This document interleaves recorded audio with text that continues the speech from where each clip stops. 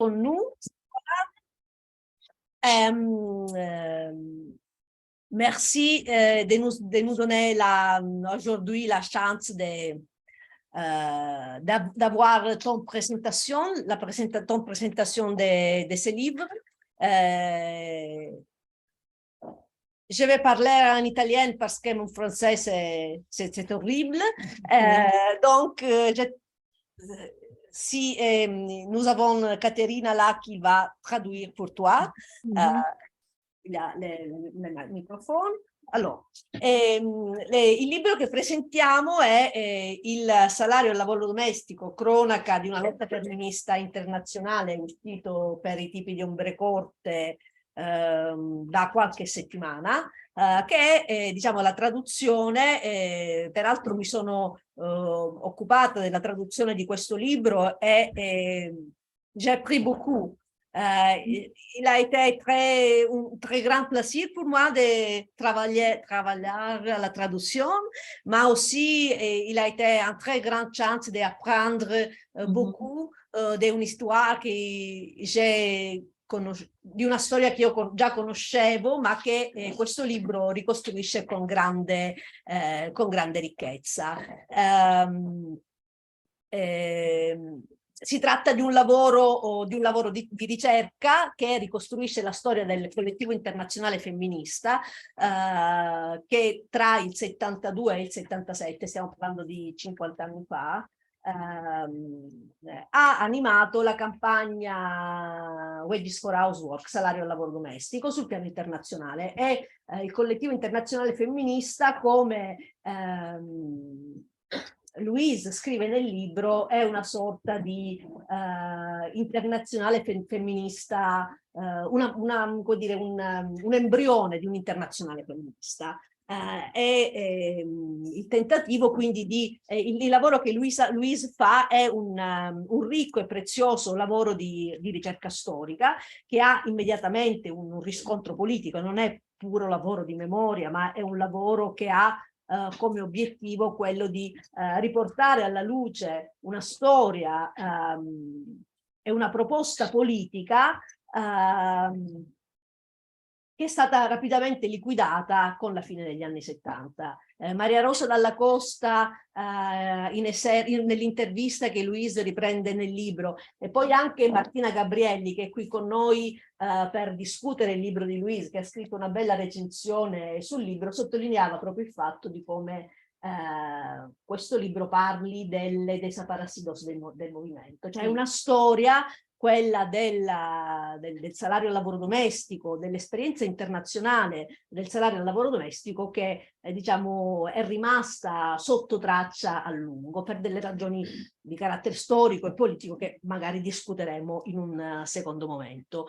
Il lavoro di Louise ricostruisce questa esperienza e lo fa attraverso un ricco apparato di fonti d'archivio. Lei accede agli archivi personali delle militanti dislocate sui vari continenti, consulta tutta la produzione, o meglio gran parte della produzione, immagino tutta la produzione intellettuale del tempo che riesce a trovare, quella che riesce a reperire, quella che riesce ad avere a cui riesce ad avere accesso, quindi tutte le riviste in tutte le lingue e a partire da tutte le esperienze, i bollettini internazionali che davano spazio alle varie esperienze, raccoglie moltissime foto, il libro è corredato da tantissime immagini di volantini, manifesti o foto d'epoca. E quindi alle fonti d'archivio, al lavoro sulla produzione teorica, ma anche artistica che quell'esperienza produce. In Italia noi conosciamo l'esperienza che si è sviluppata intorno al gruppo Immagine di Varese, quella storia che poi ha dato vita ad un libro che è uscito per Deriva Prodi qualche anno fa, La mamma è uscita, diciamo, la storia politico-artistica e militante di Mariuccia Secol e Gandini, mi sfugge il nome, comunque non è importante. Questo per dire che la produzione intellettuale di questa esperienza... Nilli Gandini si chiama, Nilli Gandini. Nilli Gandino, grazie Leopoldina, grazie. Ciao Louise! Bonjour! Ciao! Ciao! Questo per dire che la produzione intellettuale che si è sviluppata intorno a questa esperienza internazionale articolata sui vari continenti non si è limitata alla pura produzione teorica, non si è limitata ad una importante critica al marxismo e a una importante diciamo, critica femminista dell'economia politica, ma ha anche declinato esperienze radicali dal punto di vista dell'immaginario, dell'arte, eccetera. Un'esperienza proprio a 360 gradi che Louise ricostruisce intrecciando questi documenti, questo materiale testuale alle interviste che lei fa con tutte le militanti del tempo.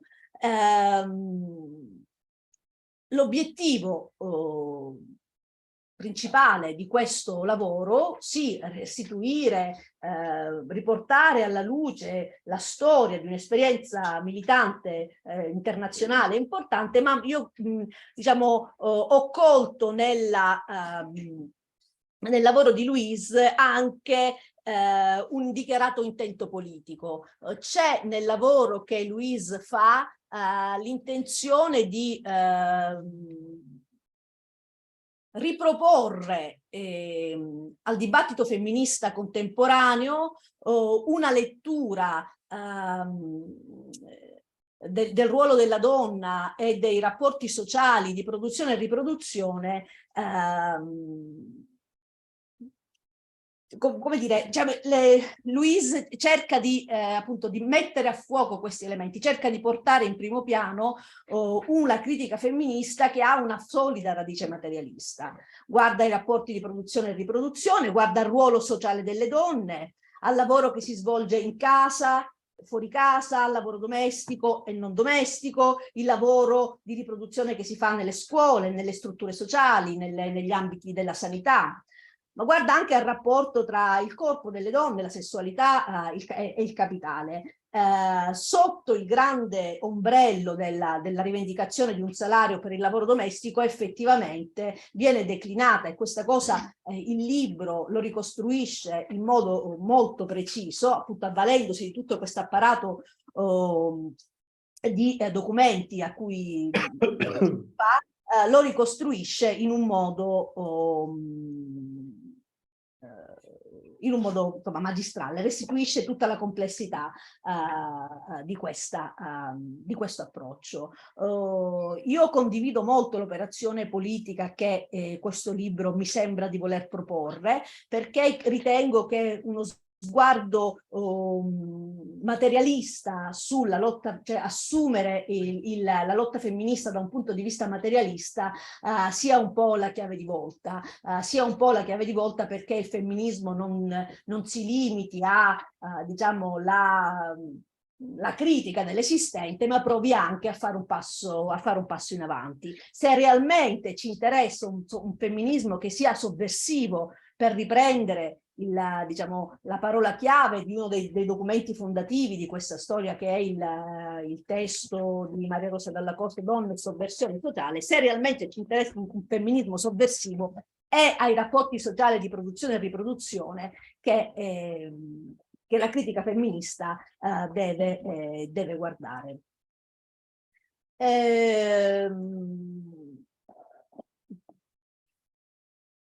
Niente, la faccio breve. Diciamo, non è un caso che un libro come questo non si limiti alla ricostruzione storica, ma abbia anche una pretesa, un'aspirazione politica, perché di fatto Louise Toupin è una militante femminista che, come dire, conosce in modo diretto quell'esperienza, anche se vive in un contesto geografico in cui è molto, diciamo, quel dibattito fatica ad affermarsi, per delle ragioni anche lì storico-politiche che stanno probabilmente dentro il rapporto fra il Canada anglofono e quello francofono e le tensioni che questa cosa ha creato. Louise quindi conosce l'esperienza, non ne farà mai parte, ma sicuramente recepisce l'importanza strategica di quella proposta. E credo di poter dire che lei sviluppa gran parte del suo impegno intellettuale, politico ed intellettuale, a partire dagli anni 70 in avanti, proprio intorno a questa esperienza. È fra le fondatrici della casa editrice che poi darà anche alle stampe nel 2014 il libro Les Éditions du Travail Ménager, ho detto bene più o meno, sì, ha curato nel corso degli anni 3 importanti antologie di testi relativi al pensiero femminista di Quebec. Quindi è una storica, una ricercatrice militante, ma è anche una femminista. Quindi questo libro ha questa doppia natura di lavoro di ricostruzione storica, ma anche un forte, diciamo, tensione politica. Quindi la chiudo qui, perché così lasciamo spazio a Louise perché possa presentarci, perché noi possiamo sentire dalla voce di Louise la presentazione di questo libro, e poi diamo la parola a Martina per un commento. Louise? Oui, Vous m'entendez? oui, très bien. Vous, Je vais et faire vous, une petite traduction de l'introduction qu'Anna vient de faire, dans laquelle elle s'appuie sur le fait que c'était un plaisir pour elle de traduire ses livres, pas juste parce que c'était quelque chose qu'elle connaissait déjà, mais parce qu'elle a eu l'occasion d'apprendre à nouveau des choses qui sont nouvelles pour elle aussi. Et elle a un peu introduit votre travail en cherchant d'expliquer des choses que vous connaissez très bien par rapport au travail de recherche historique, qui a aussi une dimension très politique dans votre travail, et une dimension politique d'un mouvement qui a été un peu disparu après les années 70, et que donc il s'appuie sur de recherches d'archives personnelles aussi, des personnes qui ont mené cette lutte à l'époque.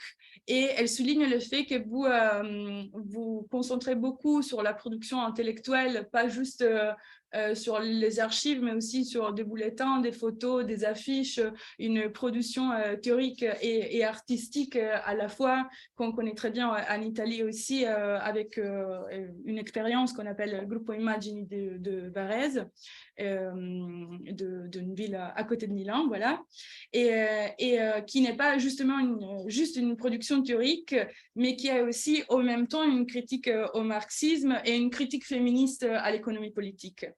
Donc une expérience qui est 60 degrés, et pas juste sur la production politique de l'époque. L'objectif, elle soutient de votre travail, c'est de donner l'histoire d'une expérience politique, mais qui a aussi en même temps un enjeu politique, pas juste historique, voilà, mais aussi politique, et qui essaye de reproduire le débat féministe de l'époque sur les rapports sociaux des productions et reproductions, d'un point de vue avec un œil, on va dire, de matrice matérialiste, en analysant la dimension étatique, mais aussi sanitaire, scolaire, et toutes les dimensions dont vous parlez dans votre livre, et en cherchant de donner une idée de la complexité de l'approche de l'époque. Donc, elle dit que c'est une opération politique, et la matrice matérialiste nous aide aussi, n'est pas justement à donner une critique de l'existence, mais aussi faire un pas en plus pour voilà, donner une idée de féminisme subversive, et qui nous aide à regarder aux rapports sociaux et des productions et reproductions pour mener voilà, une lutte politique. Et ensuite, elle vous a un peu présenté, elle a dit que vous êtes militante aussi féministe, que vous connaissez d'une façon directe ces mouvements-là, et même si vous venez d'une dimension géographique un peu marginale, voilà, le Canada. Mais en étant une militante aussi, vous reconnaissez l'importance stratégique de cette lutte qui a été menée. et du travail ménagère. Et voilà, et donc elle vous présente comme historicienne, mais aussi chercheuse militante et féministe. Voilà, on vous laisse la parole et on revient en tout ça. Et merci beaucoup. Merci, merci. Alors, ben, bonjour à tous et à toutes, amis et camarades d'Italie. Alors, c'est un grand plaisir pour moi d'être avec vous ce soir sous cette forme virtuelle, à défaut d'être présente en personne. Car c'est de Montréal que je vous parle, là où je travaille comme chercheuse indépendante et enseignante à la retraite. Et je m'excuse dès le départ de ne pas mieux maîtriser l'italien pour pouvoir vous parler directement.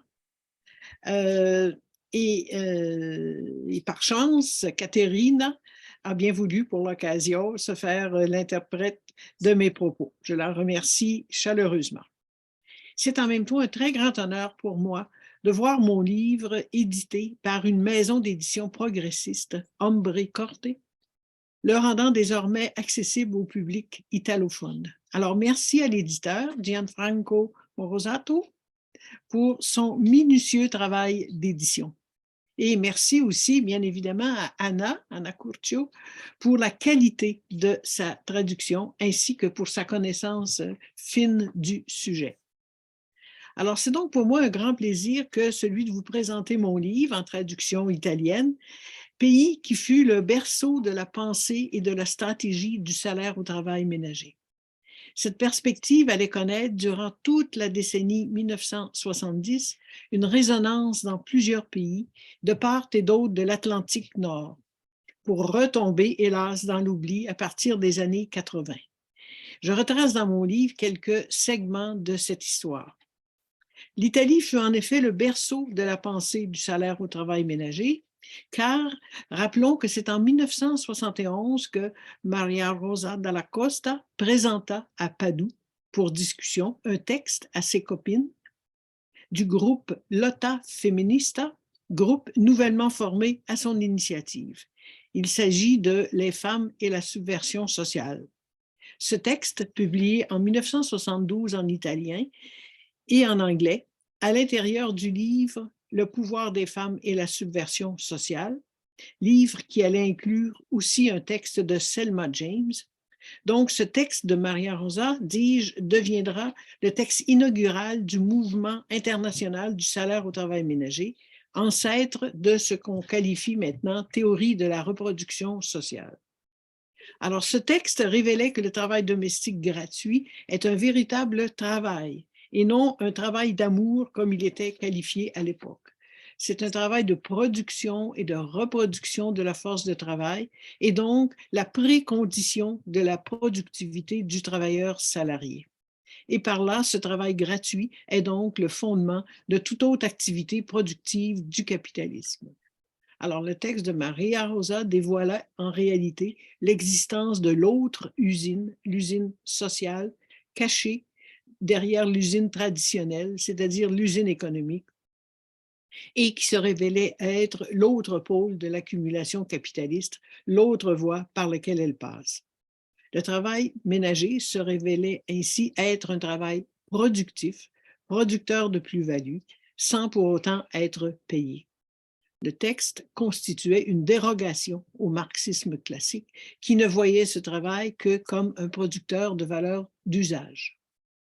Alors le texte, Les femmes et la subversion sociale, dévoilait donc ce qui deviendra la pierre angulaire de la théorie féministe de la reproduction sociale, tout en donnant en plus une indication pour l'action.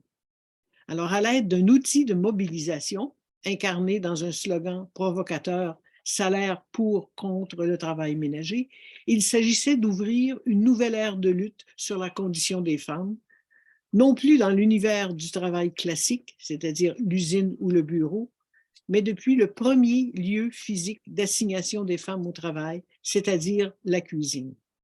Une contre-offensive depuis la cuisine, comme le titrait un important texte de l'époque de Nicole Cox et de Silvia Federici.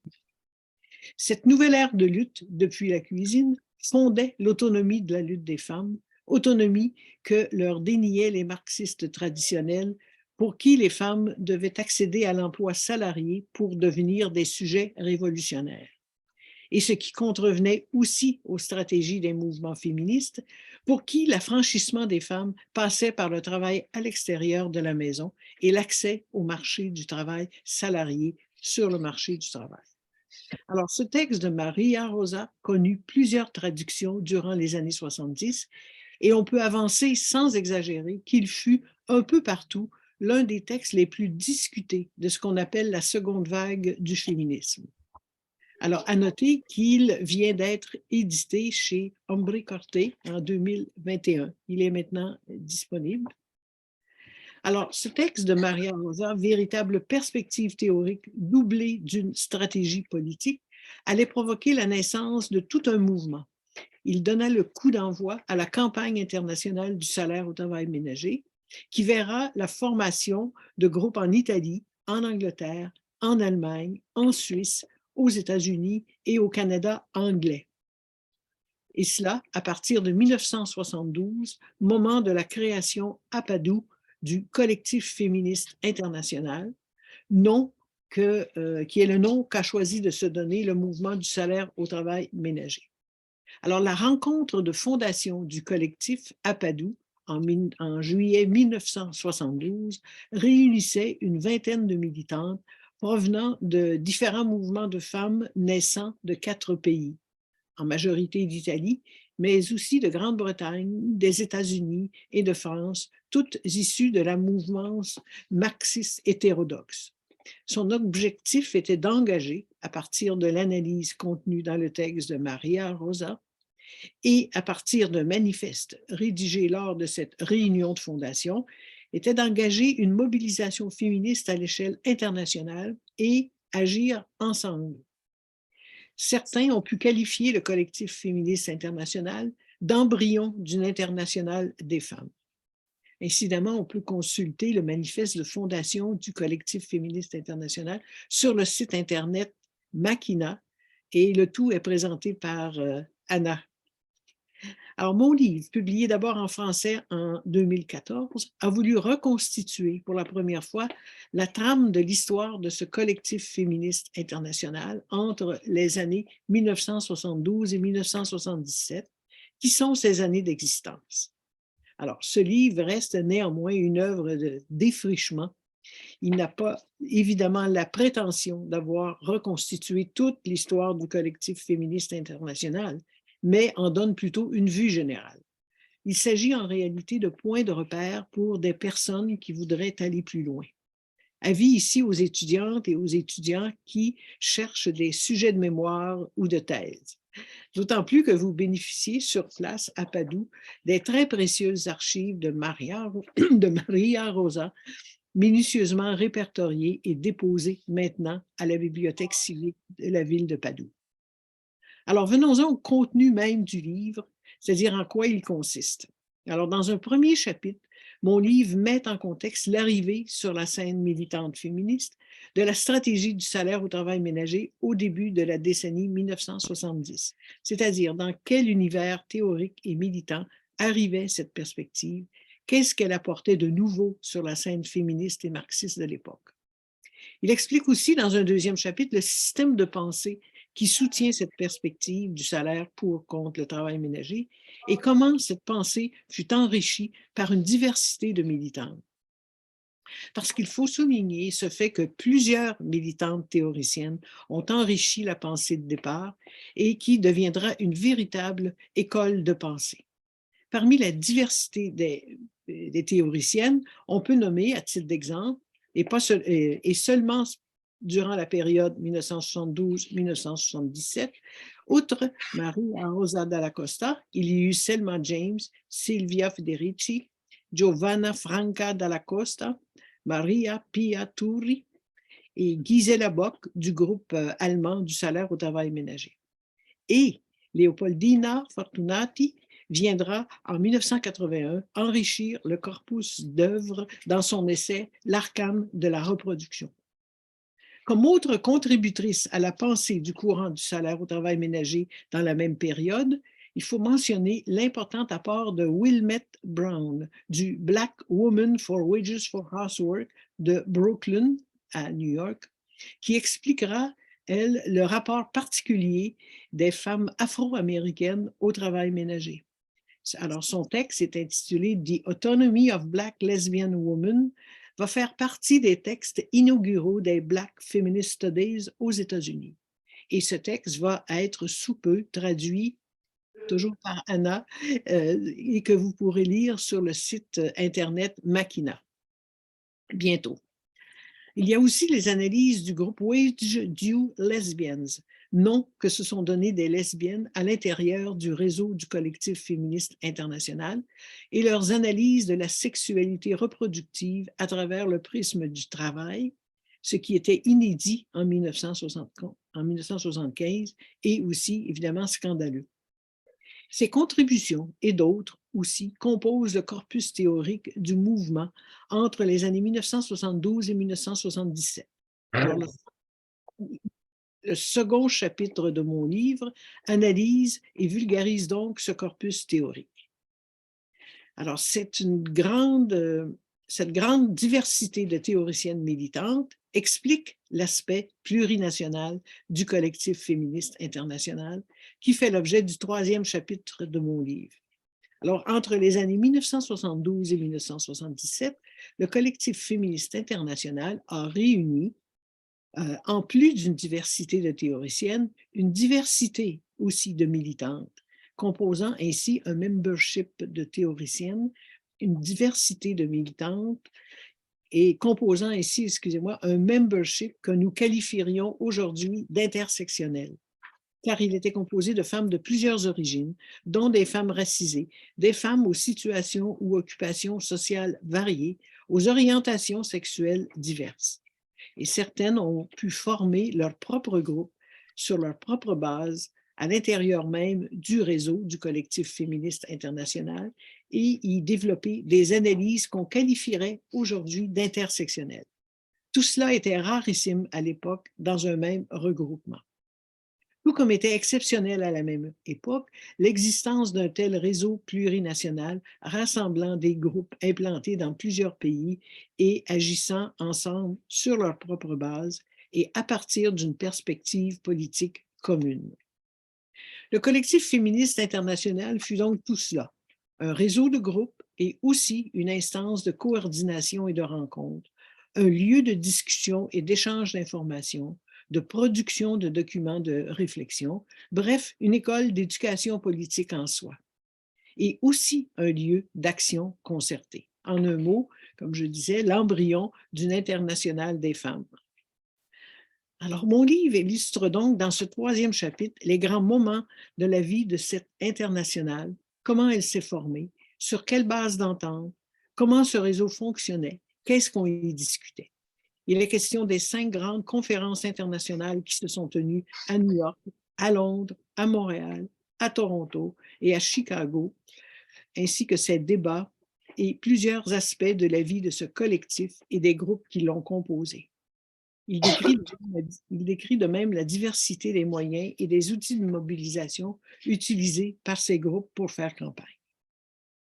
Alors, la seconde partie de mon livre, soit les chapitres 4, 5 et 6, sont consacrés aux mobilisations elles-mêmes, c'est-à-dire comment cette perspective s'est traduite en action dans 6 pays, soit l'Italie, l'Angleterre, les États-Unis, le Canada anglais, l'Allemagne et la Suisse, pays où des groupes du salaire au travail ménager étaient implantés. Il traite de mobilisation ciblant le travail des femmes à la maison et le travail des femmes à l'extérieur de la maison, soit sur le marché du travail comme tel. Et ces mobilisations ont touché toute une gamme de luttes, comme par exemple le maintien ou l'augmentation des allocations familiales et d'aide sociale, la santé des femmes, les luttes contre des médecins et la barbarie des accouchements, comme à l'hôpital de Ferrara, les luttes des mères lesbiennes pour pouvoir garder leurs enfants, les luttes sur le marché du travail aussi, par exemple dans les cliniques de santé, dans les usines, chez des infirmières dans les hôpitaux, chez des serveuses de restaurants et dans des refuges pour femmes, dans les services sociaux, ainsi que des luttes de soutien et d'appui aux travailleuses du sexe, qualifiées d'ouvrière du trottoir. Mon livre retrace ces luttes. Le tout est illustré, comme vous le verrez, de photos d'époque, de reproductions d'affiches et de tracts et autres outils de mobilisation de ces divers groupes, incluant des chansons et le théâtre. Et il se termine par 2 entretiens substantiels avec 2 figures de proue du mouvement, Maria Rosa dalla Costa, Silvia Federici. Elle nous explique dans ces pages comment leur perspective de départ a évolué tout au long de leur cheminement intellectuel et militant, depuis la fin du collectif féministe international en 1977 jusqu'en 2013, moment où ces entretiens furent parachevés. Alors, en terminant, je peux dire que la pensée du salaire au travail ménager a ouvert un nouvel espace de lutte. J'emprunte ici une phrase de Silvia Federici qui résume bien l'envergure de cette pensée. Elle dit, citation, « La perspective du salaire au travail ménager a permis de penser ensemble un ensemble hétérogène d'activités, comme les travaux domestiques, l'agriculture de subsistance, le travail du sexe, des soignants, de l'éducation formelle et informelle, et de les reconnaître comme des moments de la reproduction sociale de la force de travail. » Fin de citation. Alors, la pensée du salaire au travail ménager offrait pour la première fois ce fil conducteur permettant de comprendre les continuités là où elles ne sont pas évidentes à première vue. La transversalité de cette pensée est, je crois, l'une de ses richesses. Mon livre tente de faire voir cette richesse et le réservoir d'outils qu'elle recèle. Il faut mentionner aussi que la question du salaire a fait l'objet de beaucoup de débats, surtout durant la décennie 70. La plupart des participants l'ont discuté, cependant, hélas, du seul point de vue du montant d'argent à gagner, au premier degré, pourrait-on dire, sans égard à la perspective révolutionnaire d'ensemble à l'intérieur de laquelle la proposition s'inscrivait. Pourtant, cette proposition a été essentiellement formulée par le mouvement comme un point de départ pour politiser le travail ménager et de reproduction sociale, jamais comme une fin en soi. Il ne s'agissait pas d'une plateforme de revendication avec des données chiffrées et des stratégies de lobbying auprès des gouvernements. Le slogan constituait essentiellement un outil de mobilisation, un outil de construction d'un mouvement, apte à dévoiler tous les lieux où est incorporée de manière invisible la force de travail des femmes, tous les moments du travail de reproduction sociale, jusque-là invisible, car gratuit. Il s'agissait de mettre en évidence, selon les mots de Maria Rosa, l'idée du capital comme rapport social, rapport de classe à rompre, et non simplement comme une chose à améliorer. Ce qui marquait là, poursuivait-elle, toute la différence entre féminisme révolutionnaire et féminisme réformiste. Fin de la citation. Ce courant du salaire au travail ménager se trouvait à lier lutte féministe et lutte anticapitaliste, tout en renouvelant l'approche marxiste depuis une perspective féministe. Le terme « travail ménager », employé dans le slogan, a pu apparaître à certaines extrêmement réducteur et réformiste. Et c'est là une équivoque que pouvait receler le terme. Car par reproduction sociale, le mouvement entendait bien plus que les tâches domestiques et matérielles.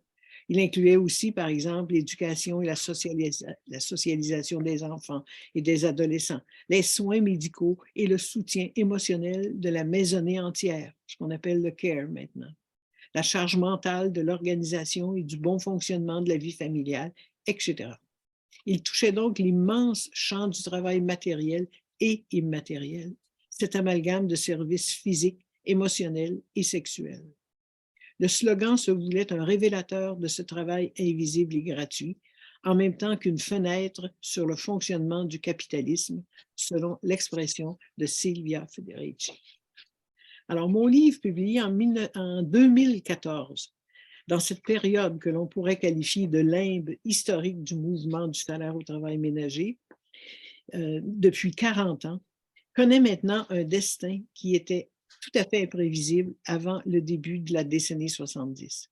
Le livre se voit en effet maintenant traduit en 4 langues, en anglais, en espagnol, en allemand et maintenant en italien. Et une 5e est prévue cette année en coréen. Il est vrai que la traduction des livres de Silvia Federici et en plusieurs langues, ainsi que ceux de Maria Rosa Dalla Costa et de Leopoldina, et aussi la création chez les éditeurs de collections consacrées spécifiquement à la reproduction sociale.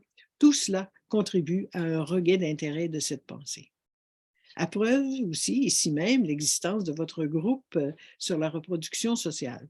Alors, j'espère que mon livre, de même que la réédition du texte fondateur de Maria Rosa Dalla Costa chez Ombri Corte, pourront servir d'inspiration dans la suite de vos activités. Alors, je vous laisse la parole sur cela et je vous remercie chaleureusement. Merci. Merci Louise aussi pour avoir rappelé dans la dernière partie de son présentation les cours de la reproduction sociaux que nous avons développés dans les mois Dans le mois dernier.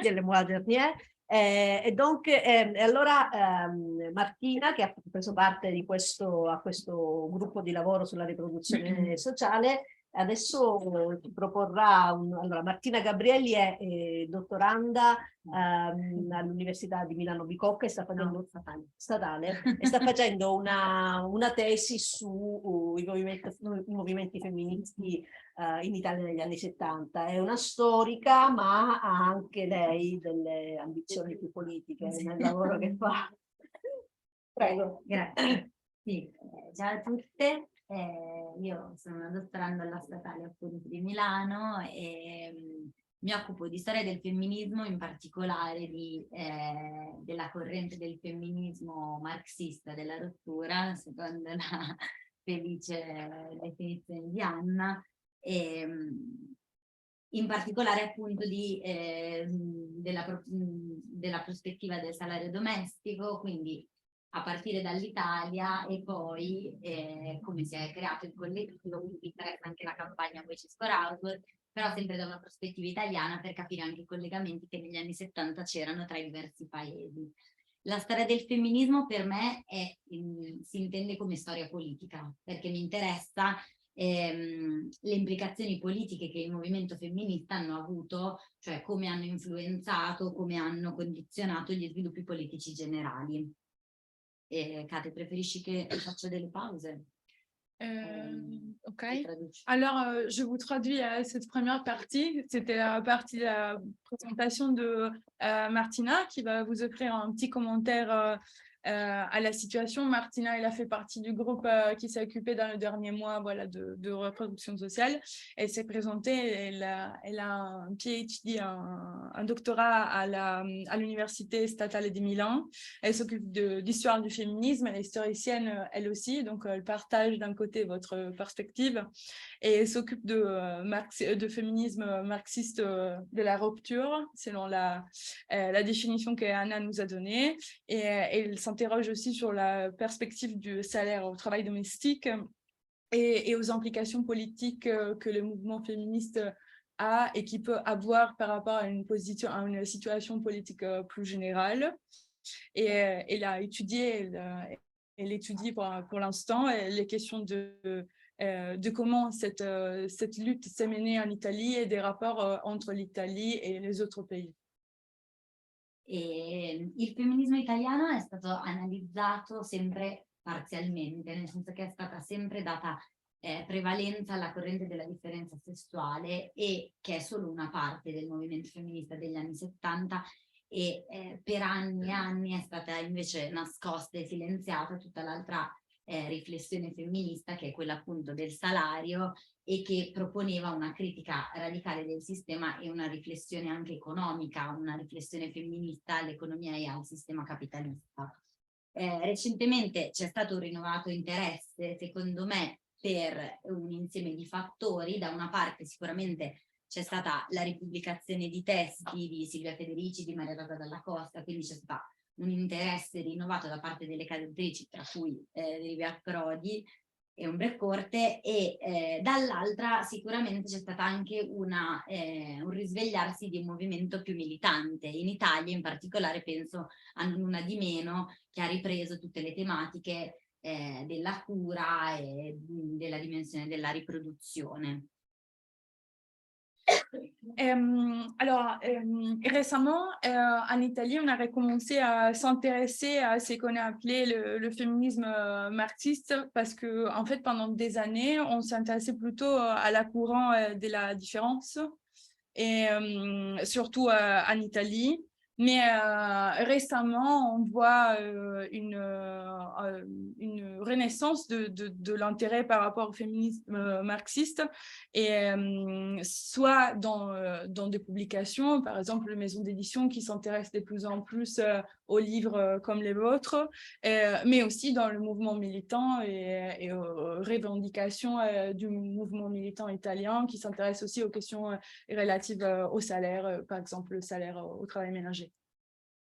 E come diceva anche Luisa, appunto il seminario che abbiamo seguito insieme qui con diverse di voi sulla riproduzione sociale ha cercato appunto di indagare un po' questo concetto, partendo sia dalle analisi fatte dalle femministe negli anni 70 e arrivando anche ad analizzare la contemporaneità, perché comunque c'è stato un mutamento di contesto.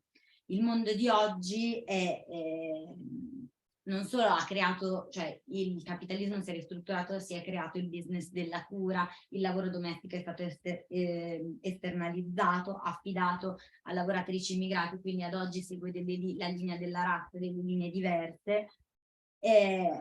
Esiste ancora però cioè un'enorme dimensione di lavoro invisibilizzato, che è il lavoro della riproduzione sociale, appunto. Durante il seminario abbiamo parlato del processo di espropriazione totale del vivente con Cristina Morini, mi viene in mente, e dell'ampliamento della sfera del profitto a qualsiasi aspetto della vita, una messa a valore di tutto, incluso il linguaggio, incluso i corpi, e proprio Cristina diceva sembrerebbe che oggi i mezzi di produzione siamo noi stessi, cioè noi medesimi.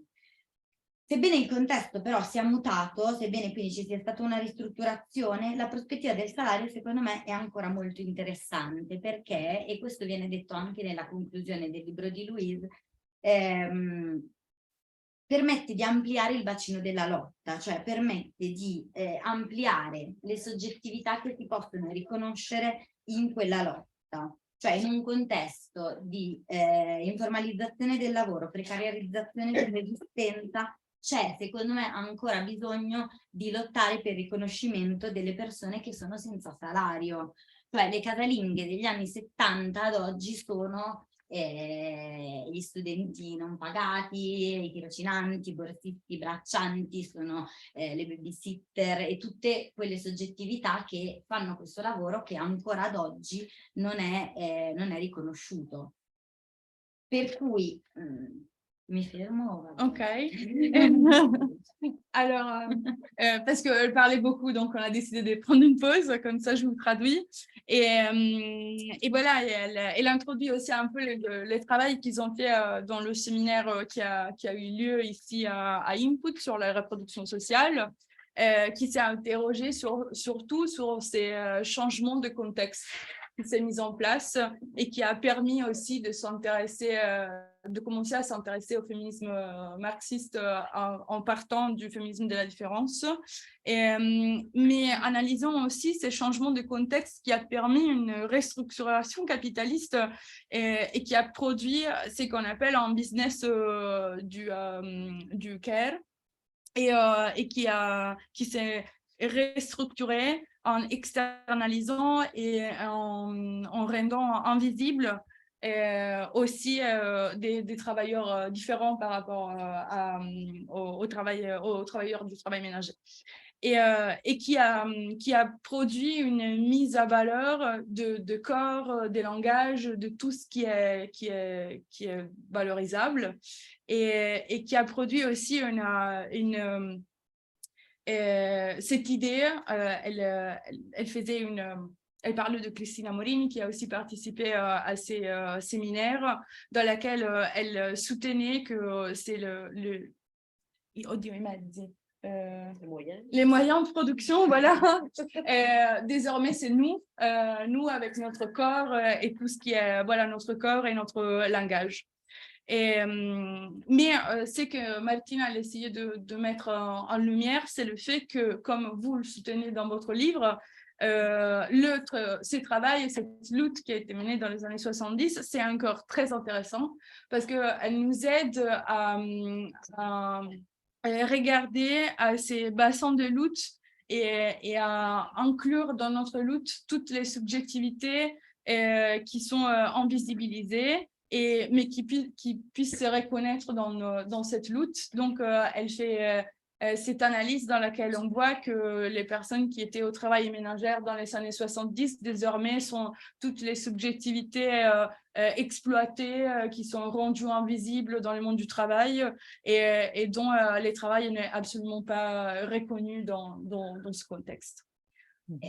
Per cui, insomma, senza voler fare dei facili parallelismi storici, però mi interessava risottolineare questo aspetto dell'importanza di fare una ricostruzione storica,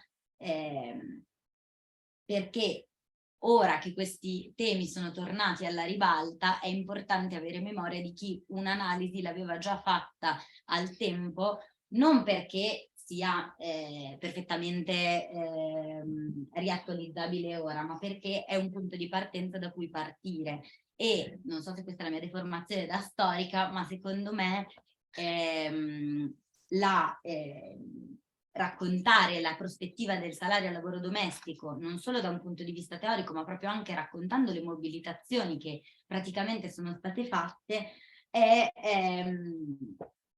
non solo importante da un punto di vista storico, ma ha un fortissimo valore militante, cioè fa una proposta pratica, teorica, politica da cui partire ed ampliare in base a come si è modificato il contesto. E su questo volevo un po' chiedere a Louise se questo aspetto qui, anche lei da storica, e anche quello che diceva Anna all'inizio dell'introduzione, non solo storica ma anche da militante femminista, cioè se condivide questa lettura rispetto al proporre, riraccontare questa storia per proporre una pratica politica, infatti una pratica di lotta. Donc, à partir de tout ce qu'on a dit, Martina essaye de souligner l'importance d'une reconstruction historique, pas juste parce que ces thèmes ont été très importants, mais parce qu'ils recommencent à être importants dans nos analyses. Et donc, c'est important de reconnaître que cette analyse, par exemple, du travail ménager, ça a déjà été fait, mais pas juste...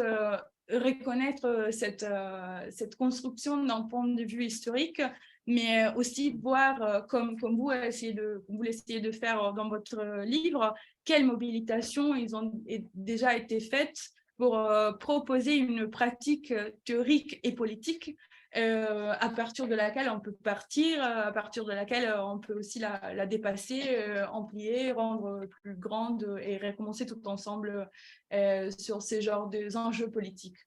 E dicevi la domanda, la questione precisa è se anche lei condivide... Sì, se anche lei pensa che la ricostruzione storica possa essere, cioè di questo fenomeno, di questa proposta politica, sia comunque utile ad oggi nelle lotte che il femminismo in général.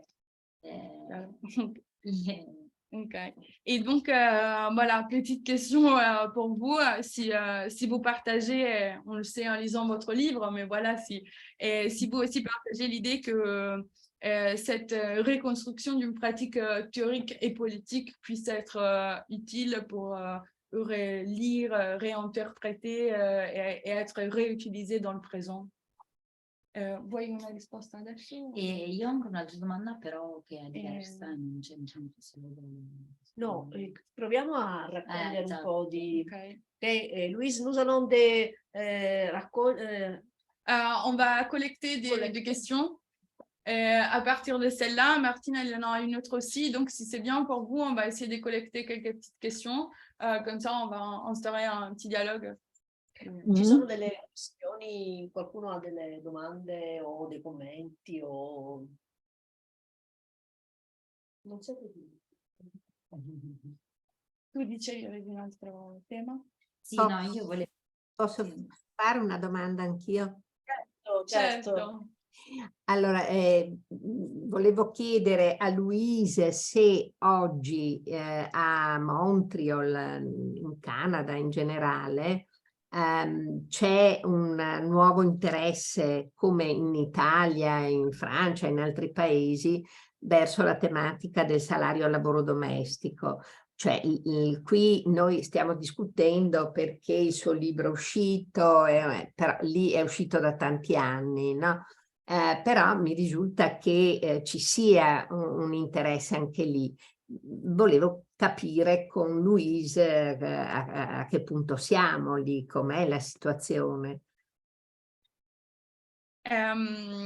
Donc, Léopoldina, elle avait aussi, ciao, buonasera intanto. Elle avait aussi une question. Donc, à partir de la question de Martina, je vous propose cette question aussi. Elle vous demande si à Montréal, mais au Canada en général, il y a aussi un nouveau intérêt sur la thématique du salaire au travail ménager et quel intérêt s'il y a eu cette nouvelle vague d'intérêt par rapport à ça à partir de votre livre et donc à quel point on est par rapport à ce genre de questions dans votre contexte voilà, géographique, on va dire. Est-ce que j'y réponds tout de suite ou j'attends la fin des questions? Ou... Voilà, on peut partir par ces premières deux. Voilà, je dirais, question de Martina, quel rapport entre cette pratique théorique politique travail historique et quelle situation géographique dans votre contexte que Léopoldine a proposé? OK. Ben moi, je pense que l'analyse qui a été faite du salaire au travail ménager est toujours extrêmement utile aujourd'hui. On a beau dire que le travail ménager a été externalisé, que maintenant on embauche des femmes du tiers-monde pour venir faire notre travail, mais il reste que tout le travail demeure ce qu'on appelle maintenant on appelle ça donc, la charge mentale. La charge, c'est un terme qui est employé maintenant. La charge mentale revient essentiellement encore à des femmes. On peut penser, par exemple, à l'expérience du COVID, vous savez, la chère épidémie du COVID.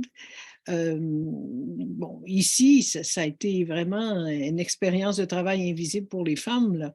Alors, les gens travaillaient à la maison, faisaient du télétravail, il n'y avait plus de garderie quand tout a été stoppé à un moment donné.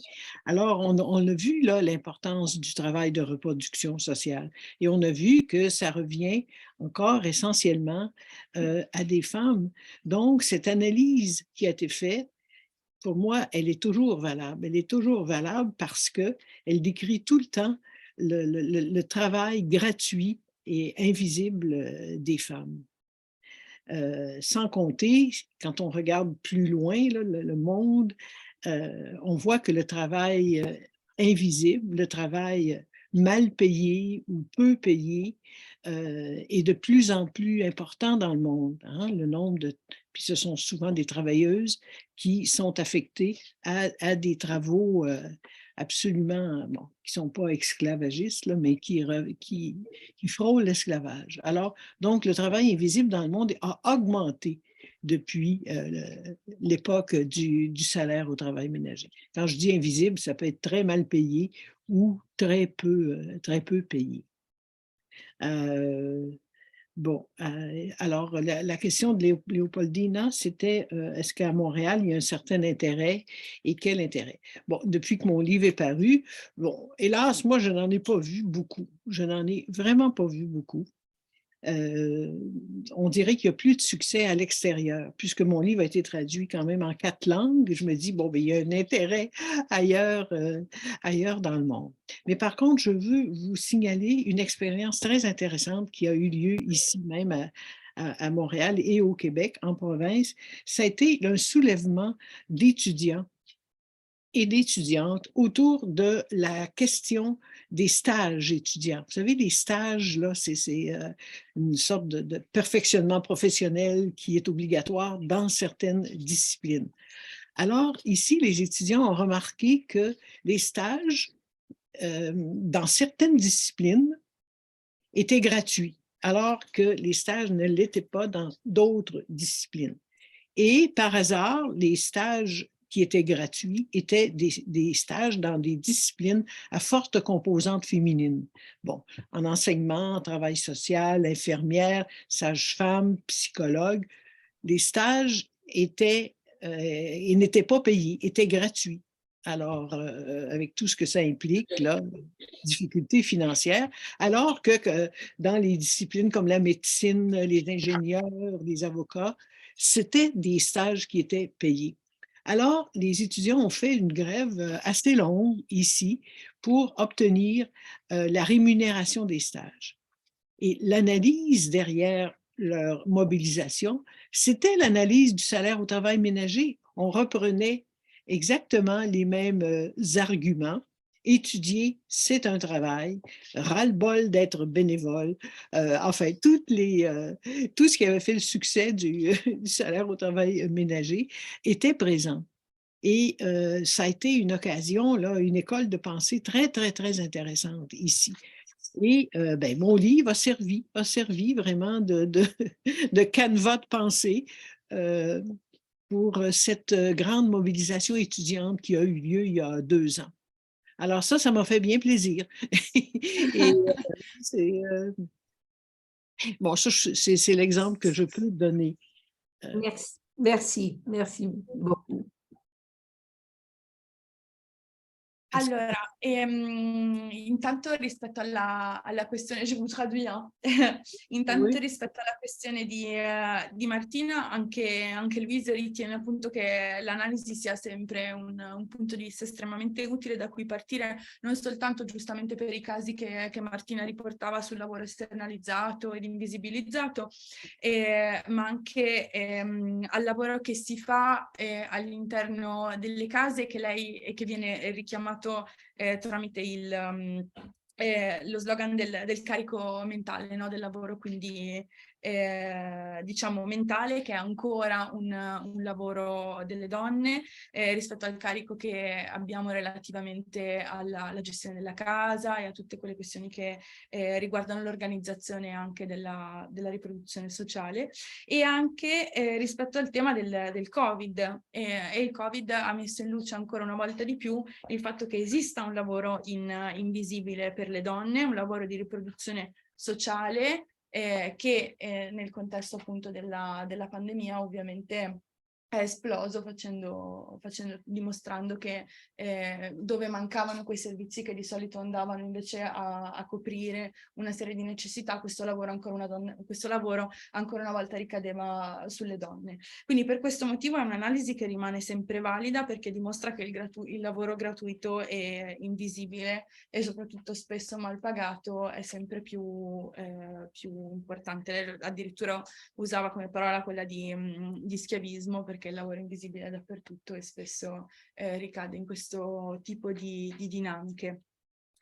E per quanto riguarda invece la questione di Leopoldina Fortunati, che mi sembra abbia già colto comunque il senso della risposta,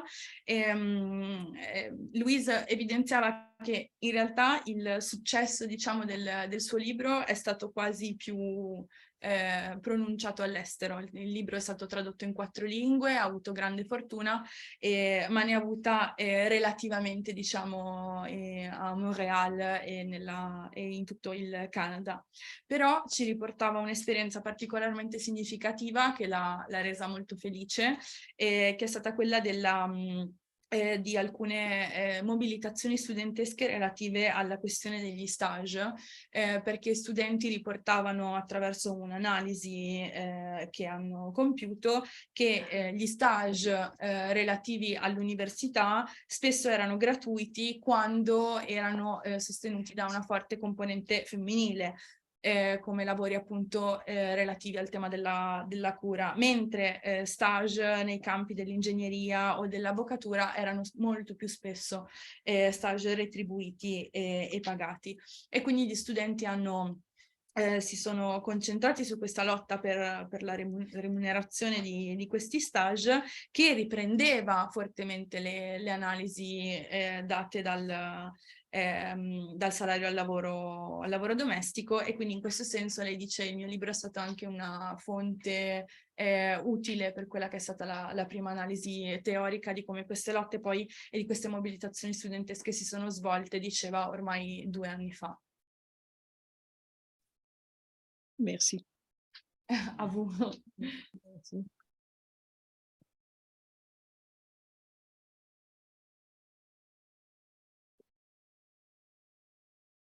Se non ci sono altre domande, vorrei fare una considerazione, un commento proprio a margine di questo esempio della lotta degli studenti in Québec.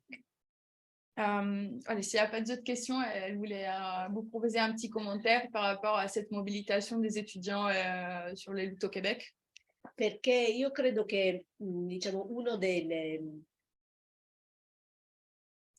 principali pregi della strategia del salario al lavoro domestico, per come Louise ce l'ha ben presentata, quindi qualcosa che non aveva semplicemente a che fare con la retribuzione economica del lavoro svolto dalle donne in casa, ma metteva in discussione la gratuità, la dimensione di gratuità del lavoro che le donne svolgevano, ma anche del lavoro di riproduzione della forza lavoro, che vuol dire un notevole taglio dei costi a carico della produzione capitalistica, perché se tu riproduci senza spendere le braccia che vanno tutti i giorni a lavorare, evidentemente hai un saldo netto piuttosto, diciamo, vantaggioso, ed è questa appunto il famoso arcano della produzione del valore su cui Leopoldina Fortunati ha concentrato gran parte del suo lavoro. L'aver svelato l'arcano della riproduzione, l'aver svelato la capacità di produrre il valore dalla riproduzione, oggi come dire, ci permette di produrre un'analisi che travalica il lavoro domestico e il lavoro delle donne. Oggi che dentro le trasformazioni produttive, che soprattutto a cavallo dei 2 secoli hanno accelerato la crisi del Fordismo, sicuramente spinta dalla fuoriuscita delle donne dalla casa, perché la strategia del salario al lavoro domestico ha sicuramente contribuito a produrre quell'immaginario, quelle pratiche, quelle forme di vita che hanno cambiato le forme dell'organizzazione sociale. La casa, la famiglia ha smesso di avere il ruolo centrale che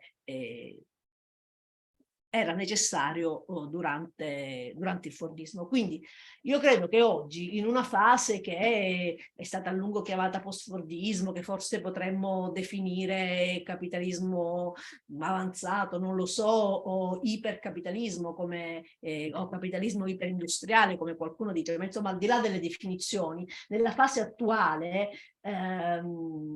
possiamo pensare gli ambiti della produzione e della riproduzione nei termini della capacità di produrre valore come qualcosa di molto compenetrato.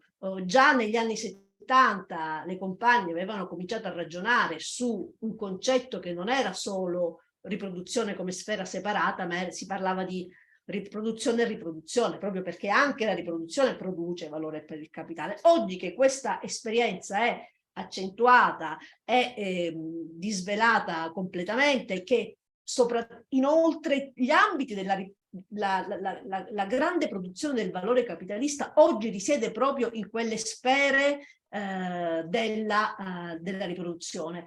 La pandemia ha, tra le altre cose, portato in evidenza quanto sia importante, quanto sia cruciale per la stessa sopravvivenza del capitale la cura dei soggetti fragili o meno fragili. I percorsi di formazione scolastica sono quegli ambiti in cui si costruiscono le soggettività che andranno a lavorare per il capitale. Dunque sono ambiti strategici, sono ambiti particolarmente strategici nella prospettiva della produzione del valore. Oggi si gioca sull'ambito della riproduzione, si gioca forse più di quanto non si giocasse negli anni 70 lo spazio per il cambiamento. Sicuramente alla luce delle trasformazioni che si sono date, ciò che negli anni 70 riguardava in modo specifico il lavoro delle donne relegate al lavoro di cura e di riproduzione, oggi forse travalica l'essere donna, travalica i generi, e il problema della gratuità oggi non riguarda soltanto il lavoro delle donne, ma la gratuità, come ci diceva Louise, riguarda il lavoro degli studenti, degli stage non pagati.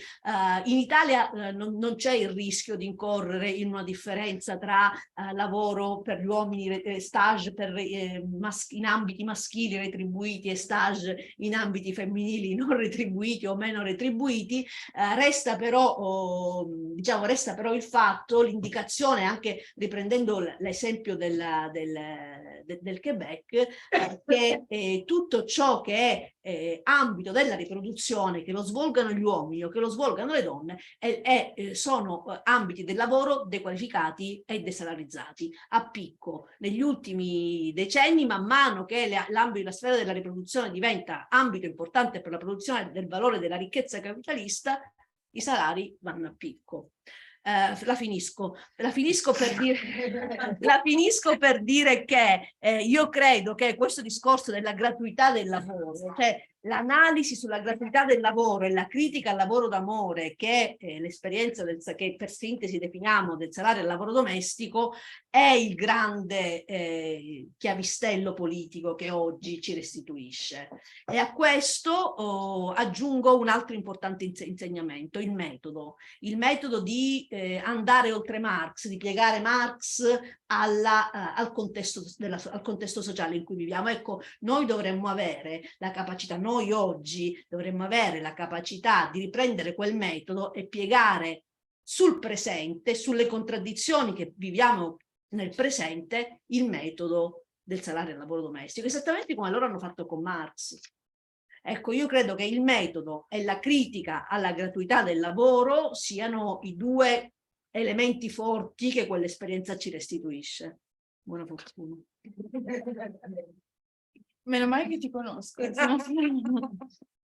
Alors, une grosse question, comme vous l'avez entendu.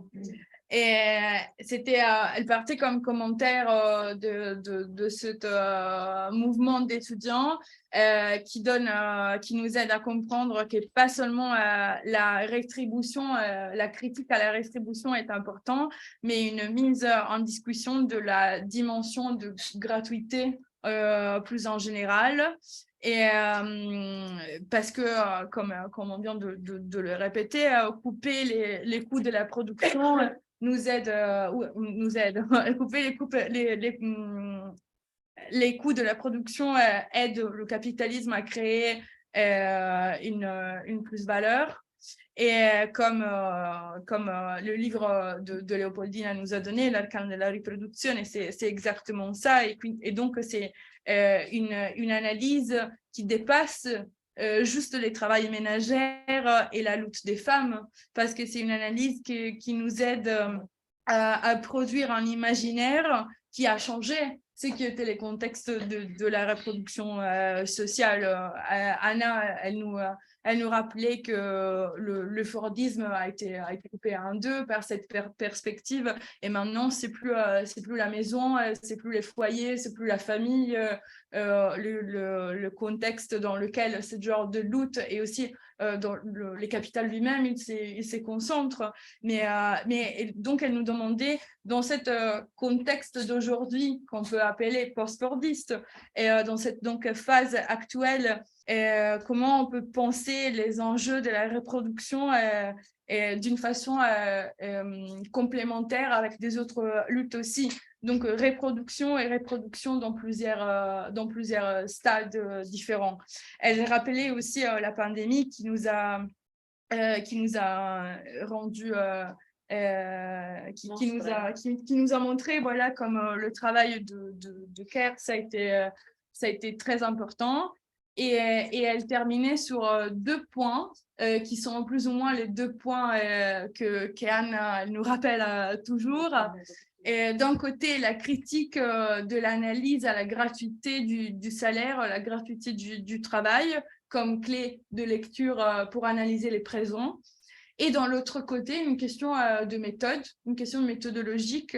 Et elle disait, comme les mouvements pour le salaire au travail ménager a essayé de dépasser Marx, de plier Marx sur les présents. Voilà, ça c'est une question que nous aussi, on doit essayer de reprendre et de reconsidérer. Donc, plier méthodologiquement, c'est qu'il y a une autre théorie pour lire le présent et imaginer de nouvelles perspectives politiques.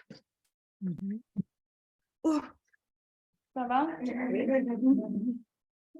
No, non aspetto una risposta. Voilà, il n'y a pas une... d'accordo, va bene. Voilà, il n'y a pas une réponse, mais si vous avez un petit dernier commentaire, on vous écoute avec plaisir. Mais, je ne peux qu'être d'accord avec ce que vous dites.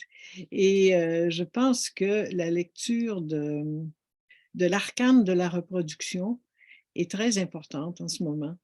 Nous, on vient seulement de l'avoir traduit en français par les éditions Entremonde de Suisse, de Genève. Alors, on en prend connaissance et on découvre toute la richesse de cette œuvre-là qui reconfigure vraiment la théorie marxiste en utilisant ces outils pour l'appliquer au travail domestique et de reproduction. Et tout ça montre que c'est productif de valeur. Alors, je vous laisse là-dessus parce que c'est ma lecture qui est en cours là, en ce moment et je vois encore toute la richesse de cette école de pensée pour nous faire penser le présent. D'accordo.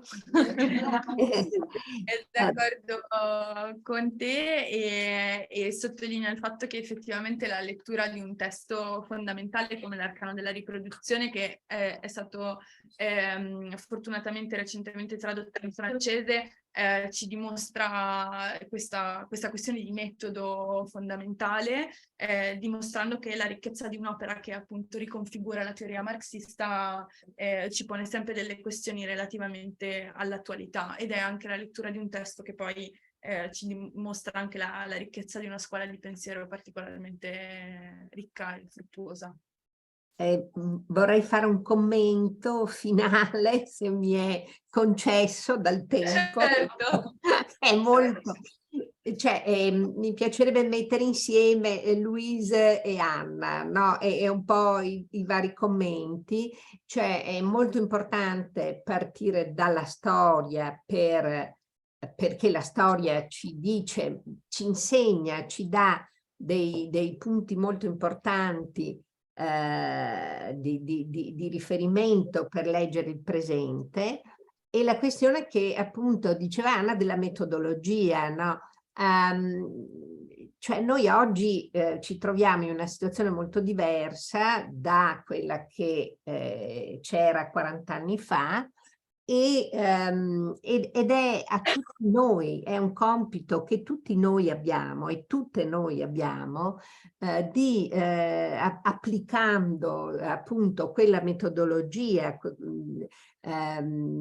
cercare di capire oggi il senso di dove sta andando la riproduzione, no? Perché noi ci troviamo con una sfera della riproduzione totalmente diversa.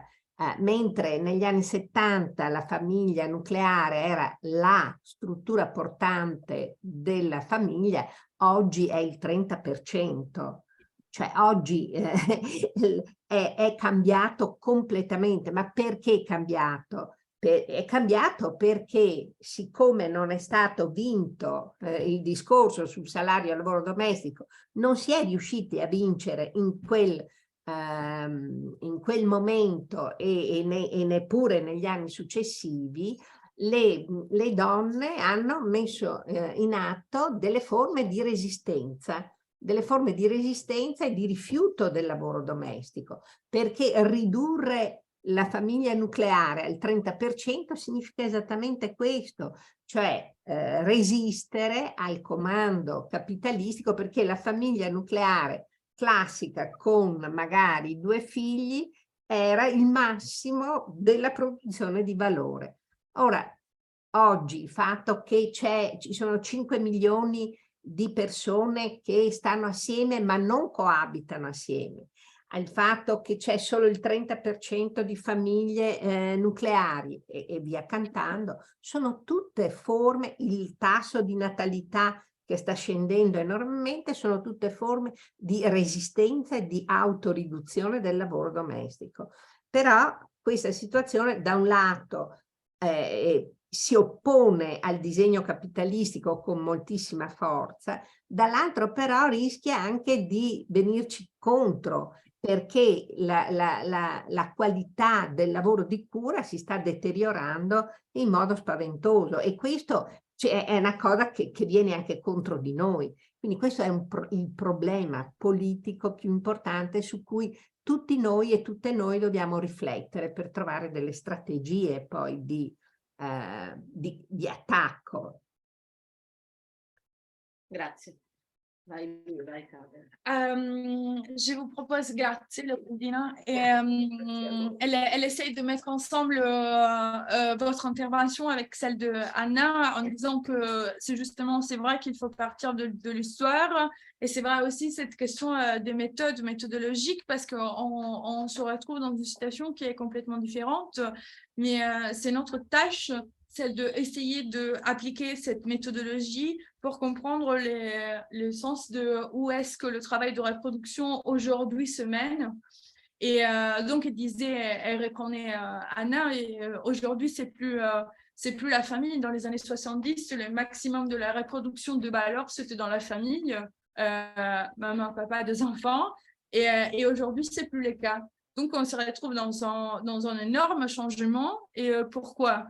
Parce qu'elle dit, Leopoldina, les femmes, elles ont mis un acte de forme de résistance. Donc, la famille nucléaire aujourd'hui, la famille monofiliale, c'est une forme de résistance qui aide à ne plus mettre la famille, comme c'était le cas dans les années 70, au centre. Mais ça implique aussi un détériorement, genre un changement, e non mi viene proprio deterioramento, ma nel senso c'è una parola francese giusta, un abîmement. Voilà, le travail de care aujourd'hui, c'est totalement abîmé dans ces cas-là. Et donc, c'est un point sur lequel Leopoldina, elle dit qu'il faut le souligner, parce que pour nous aussi, c'est une grande perte. Spero di essere stata chiara. Grazie alla traduttrice, che è sempre un lavoro terribile e difficilissimo. Merci. Et voilà. Alors, Louise, vous avez quelque chose à dire? Mon Dieu, ce que j'ai à dire, c'est que je suis très heureuse que le livre ait été publié en italien. C'est vraiment un très, très grand réconfort pour moi de voir le livre publié là où la stratégie du salaire au travail ménager a été pensée au départ en 71. Et c'est ça. Je remercie tout le monde qui s'intéresse. Nous sommes très heureuses d'avoir la possibilité de lire ton livre, et aussi de la chance d'avoir toi ce soir ici et de la présentation que vous avez faite. Et merci. Merci beaucoup par Et- ma part. Et je regrette de ne pas parler italien mieux. J'aurais aimé vous parler directement. Pas de souci. C'est un problème, mais vous savez que que la politique, c'est la clé pour travailler dans les différentes C'est ça, langues. pour se comprendre. C'est ça. Merci beaucoup. C'est moi qui vous remercie. Merci à tout le monde. Bonjour. Au Merci. revoir. Au revoir. Au Au revoir. revoir. Grazie. Ciao. Merci beaucoup. Bonne Ciao, soirée. ciao, grazie. Ciao. Et ciao tout le monde. Ciao Leopoldina, Au ciao revoir. Gianfranco. Ciao ragazzi. Au revoir. Au revoir, Leopoldina. Au Au revoir. revoir. On se voit revoir. les mois prochains. Oui, c'est ça. OK. Bye bye. Ciao. Ciao. Merci beaucoup. Ciao Anna, ci sentiamo Ciao. io e te. Grazie, Ok? ci sentiamo Grazie a presto. voi, grazie a voi. Ciao a tutti. Ciao, ciao, ciao. Ciao a tutti. Ciao Gianfranco. Però il suo filo da...